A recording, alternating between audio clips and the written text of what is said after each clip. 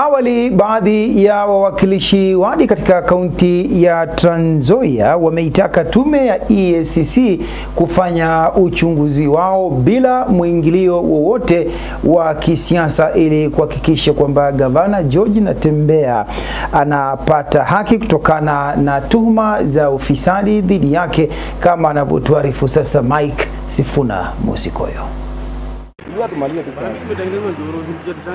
Wawakilishi hao wa wadi wakiongozwa na kiongozi wa chache Boniface Cheloti wamesema hata ingawa wanaheshimu hatua iliyochukuliwa na tume ya maadili ya kupambana na ufisadi nchini EACC, wanaitaka tume hiyo kutoshawishika kisiasa kwa kandamiza viongozi wenye maoni tofauti kuhusu serikali. Ile headquarter ambayo imekuwa mentioned katika allegations 3 karibu inakwisha. Tuko na uhakika before the end of this year hiyo headquarter itakuwa imemalizika.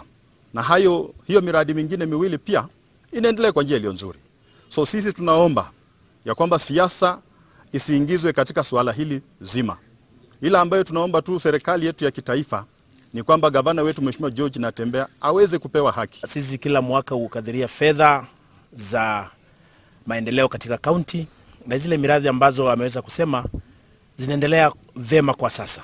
Kulingana na Cheloti, wamekuwa wakitekeleza majukumu yao ipasavyo ya kupiga msasa uongozi wa gavana Natembeya, na kupitia kamati ya wasibu katika bunge hilo hawana shauku yoyote kuhusu miradi mitatu inayochunguzwa na EACC. Sisi kama assembly, kwa sababu role yetu pia ni oversight, tumekuwa tukitekeleza majukumu yetu kwa njia iliyo nzuri. Tumefuatilia kila mwaka tangu gavana wetu aingie kwa ofisi mwaka wa 2022. Wakati kazi hiyo ya miradi hiyo mitatu imekuwa ikifanyika, kama assembly kupitia kwa kamati ya PAC, that is Public Accounts Committee, tumekuwa tukifuatilia jinsi ambavyo fedha zote ambazo sisi kama bunge tumekuwa tukipitisha katika bajeti zinatumika katika hiyo miradi mitatu.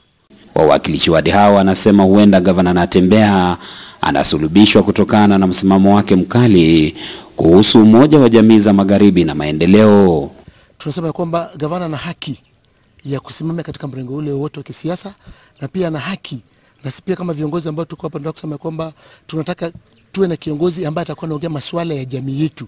Maana jamii zile zote zina viongozi wao, na viongozi wao kama kina Mheshimiwa Raila Odinga, kuna kiongozi kama Kalonzo Musyoka na kadhalika. Kwa hivyo sisi kama jamii Mlembe pia tunataka kuambia Kenya na ulimwengu kwa ujumla kwamba hakuna chochote ambacho kitatuzuia si kama jamii kuwa na kiongozi wa kisiasa kwa ajili ya jamii yetu. Sasa wanamtaka Rais William Ruto kuacha kuingiza siasa kwa masuala ya maendeleo ili kuhakikisha kuwa kaunti pia inanufaika ipaswavyo.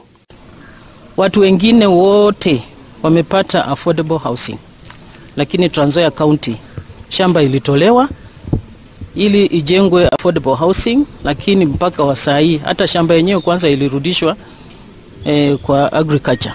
Mike Musikoyo, West TV kutoka mjini Kitale, kaunti ya Trans Nzoia.